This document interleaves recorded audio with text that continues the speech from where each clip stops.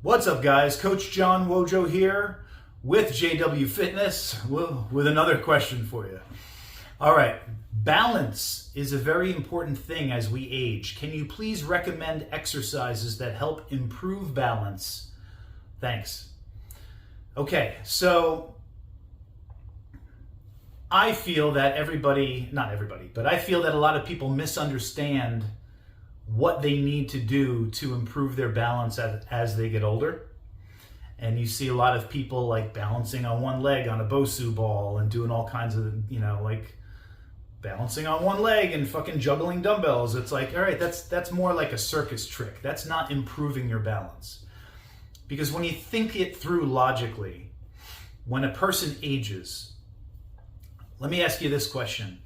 Have you ever seen a much older person, say in their 80s and 90s, that looked physically fit and strong, that walked completely upright with perfect posture, and then all of a sudden as they're walking, whoa, had trouble with their balance?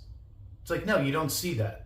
Because people who are strong and are physically fit and then also otherwise able to walk with great posture, which is a sign of health, that they don't have a problem with their balance. Why? Because they're strong. Whereas when you think of an older person, and this is not to be derogatory, but when you see an older person that has trouble with their balance, they tend to look, I know this is a horrible term, but they look decrepit. They look like broken down. They look overly thin. They don't look strong, right? Their shoulders are rounded forward. They're hunched over. Their hip flexors are really tight. They're walking with a cane or maybe a walker or a rollator. Or when they're home, if you're with them, if there's somebody that you know or that you're related to, they're like counter surfing. They're holding onto the counter for support because they feel uneasy on their feet. That's the type of person that has trouble with their balance. That's the type of person that has neglected their strength training and has allowed themselves to become weak, and therefore they no longer feel sure-footed, because if they did trip on something, they wouldn't have the strength and the competency, the speed to like step out and catch themselves real quick, right? They would just fall because they're not strong enough.